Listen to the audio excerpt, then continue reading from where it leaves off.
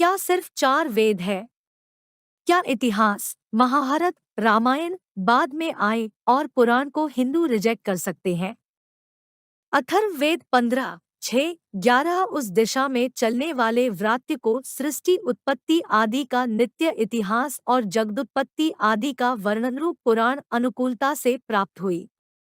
इनके द्वारा ही वस्तुतः वह वेद व्याख्यान सुंदरता से कर पाया, जो इस प्रकार इतिहास, रामायण, महाभारत आदि के महत्व को समझता है। इनके द्वारा वह वेद को खूब व्याख्यात कर पाता है।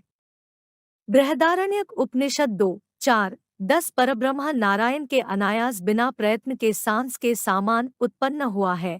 वह कौन है, सो आगे बतलाया जाता है। ऋग्वेद, यजुर्वेद, सामवेद, अथर्ववेद, इतिहास, महाभारत आदि पुराण, विष्णु, पद्म आदि पुराण इस परब्रह्म नारायण के बिना प्रयत्न बिना ही निकले हैं। क्या सिर्फ 4 वेद है? क्या इतिहास, महाभारत, रामायण, पुराण को हिंदू रिजेक्ट कर सकते हैं? श्रीमद् भागवतम, भागवत पुराण, स्कंद 3 अध्याय 12, कुमारों तथा अन्यों की सृष्टि।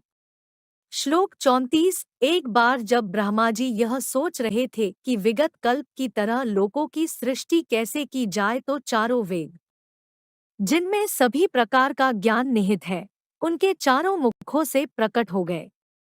श्लोक 37। मैत्रेय ने कहा, ब्रह्मा के सामने वाले मुख से प्रारंभ होकर क्रमश चारों वेद, ऋक्, यजु, साम और अथर्व आविर्भूत हुए।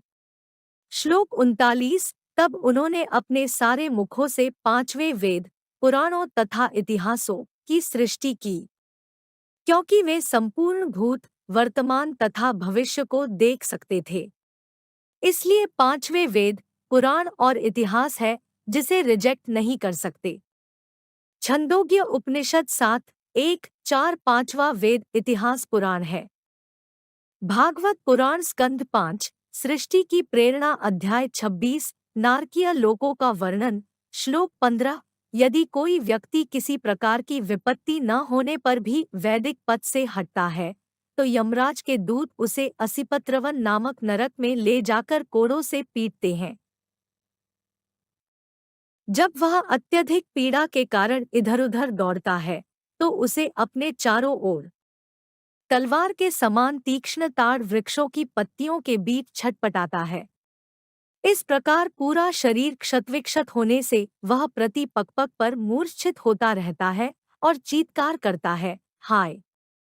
अब मैं क्या करूं? मैं किस प्रकार से बचूं? मान्य धार्मिक नियमों से विपत होने का ऐसा ही दंड मिलता है। कूर्म पुराण अध्याय 26 श्लोक 65-68। जो करीब में रह रहे ब्राह्मण की अवमानना कर दूसरे ब्राह्मण को दान देता है, वो पापी अपने उस पाप के कारण 7 पीढ़ी को दग्ध, जला डालता है। यदि कोई ब्राह्मण शील, विद्या में अधिक गुणसंपन्न हो, तो करीब के ब्राह्मण का भी अतिक्रमण करके उसे दान देना चाहिए।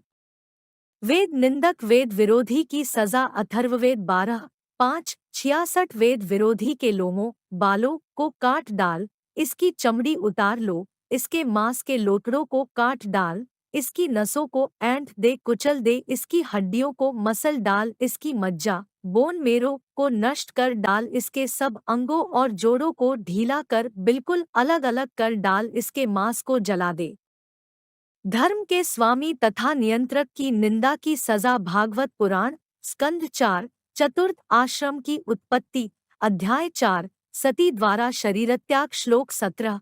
सती ने आगे कहा, यदि कोई किसी निरंकुश व्यक्ति को धर्म के स्वामी तथा नियंत्रक की निंदा करते सुने और यदि वह उसे दंड देने में समर्थ नहीं है, तो उसे चाहिए कि कान मूंद कर वहां से चला जाए। किंतु यदि वह मारने में सक्षम है, तो उसे चाहिए कि वह बलपूर्वक निंदक की जीभ काट ले और अपराधी का वध कर दे। तत्पश्चात वह अपने भी प्राण त्याग दे। भागवत पुराण 4, 4, 17।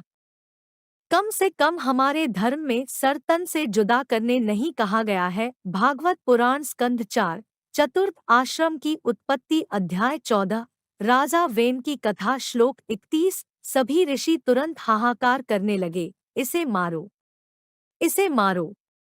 यह अत्यंत भयावह और पापी पुरुष है। यदि यह जीवित रहा तो निश्चित रूप से सारे संसार को देखते देखते भस्म कर देगा। श्लोक 32 ऋषियों ने आगे कहा, यह अपवित्र दंभी व्यक्ति सिंहासन पर बैठने के लिए सर्वथा अयोग्य है। यह इतना निर्लज्ज है कि इसने भगवान विष्णु का भी अपमान करने का दुस्साहस किया है। श्लोक 33 अभागे राजा वेन को छोड़कर भला ऐसा कौन होगा जो उन भगवान की निंदा करेगा, जिनकी कृपा से सभी प्रकार की संपत्ति एवं ऐश्वर्य प्राप्त होता हो। श्लोक 34 इस प्रकार अपने छिपे क्रोध को प्रकट करते हुए ऋषियों ने राजा को तुरंत मार डालने का निश्चय कर लिया। राजा वेन भगवान की निंदा के कारण पहले से ही मृत तुल्य था। अथ बिना किसी हथियार के ही मुनियों ने हुंकारों से वेन को मार डाला।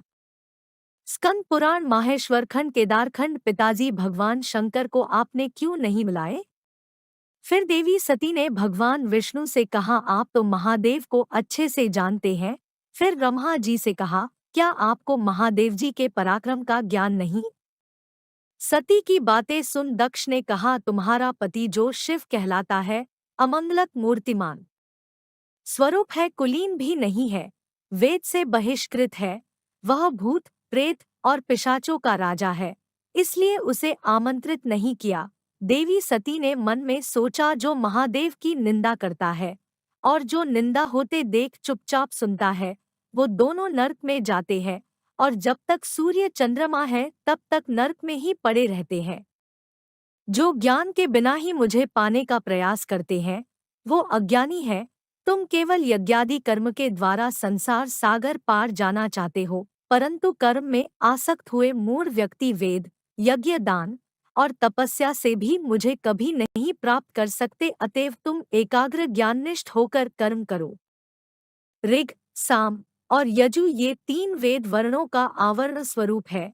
जो पुरुष इसका त्याग कर देता है वह पापी नग्न कहलाता है। 5 समस्त वर्णों का संवरण ढकने वाला वस्त्र वेदत्रिय ही है, इसलिए उसका त्याग कर देने पर पुरुष नग्न हो जाता है, इसमें कोई शक नहीं। 6 जिन्होंने वेदों का पूरी तरह त्याग कर दिया है और जो पाखंडियों का अन्न खाते और वैदिक मत का विरोध करते हैं, 99 इन दुराचारी पाखंडियों के साथ बात करने, संपर्क रखने और उठने बैठने में महान पाप होता है। 100 इस प्रकार मैंने तुमसे नग्नों की व्याख्या की, जिनके दर्शन मात्र से श्राद्ध नष्ट हो जाता है। 103 ये पाखंडी बड़े पापी होते हैं, बुद्धिमान पुरुष इनसे कभी बात न करे।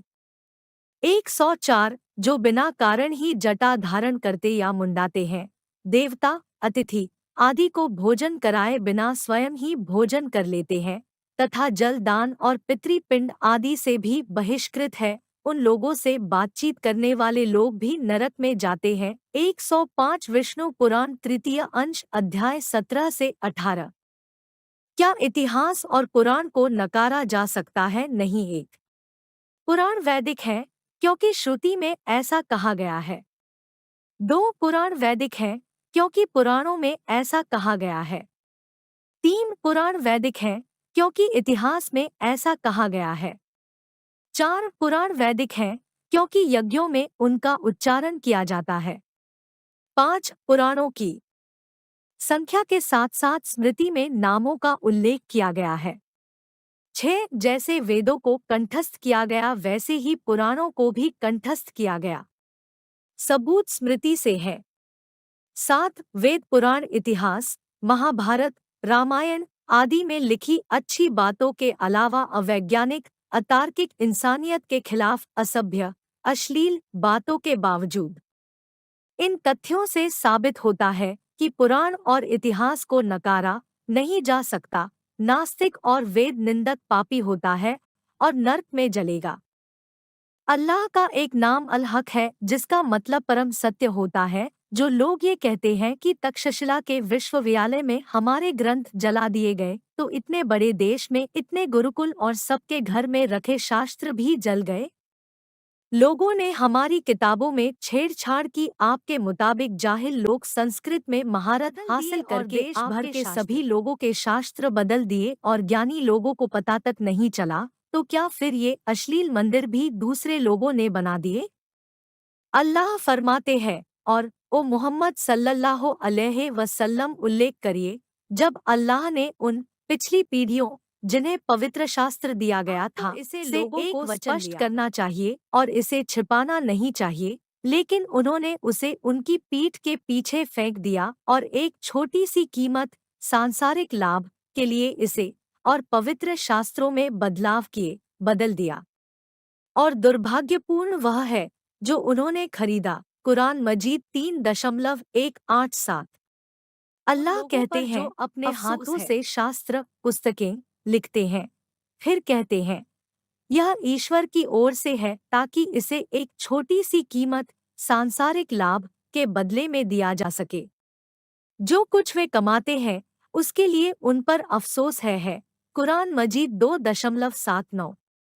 इस तरह से हमें तथाकथित मानव द्वारा भ्रष्ट या मानव और इस तरह हमें 10,000 धर्म मिले जिनमें से प्रत्येक ने सत्य होने का दावा किया। अल्लाह कहते हैं, हे मानव जाति, वास्तव में शैतान आपको अल्लाह से दूर करने के लिए दिमाग में बुरे विचार डालता है, आपके लिए एक दुश्मन है, इसलिए उसे अपना शत्रु समझो। वह अपने झूठ से विचारों का पालन करने वाले मनुष्यों को नर्क की आग के साथियों में शामिल होने के लिए आमंत्रित करता है। कुरान मजीद 35.6। अल्लाह कहते हैं, मनुष्यों से हमने आपको बनाया है, तो आप विश्वास क्यों नहीं करते? क्या आपने सोचा है कि आप क्या शुक्राणु उत्सर्जित करते हैं? आप हैं जो इसे बनाते हैं, या हम निर्माता है? हमने आपके बीच मृत्यु को ठहराया है, और कुछ भी नहीं हमें आपको अज्ञात रूपों में बदलने और फिर से बनाने से रोक सकता है। आप पहले से ही जानते हैं कि आपको पहली बार कैसे बनाया गया था। क्या आप दिमाग का इस्तेमाल नहीं करोगे? कुरान मजीद 56.57-62। अल्लाह फरमाते हैं, जब हमारे फरिश्ते उनकी आत्मा निकालने आते हैं तो उनसे पूछते हैं, कहाँ है वो झूठे भगवान जिनको तुम अल्लाह की जगह पुकारा करते थे? वो रोएंगे और कहेंगे उन्होंने हमें हरा दिया, और वो कबूल करेंगे कि वो काफिर, अल्लाह का इनकार करने वाले थे। कुरान मजीद 7.35-37। अल्लाह फरमाते हैं, और जो लोग इनकार करते हैं तब कहेंगे, हमारे ईश्वर हमें वो इंसान और जिन दिखाइए जिन्होंने हमें गुमराह किया, ताकि हम अपने पैरों तले दबाकर उन्हें नर्क में सबसे नीचे धकेल दें। कुरान मजीद 41.29।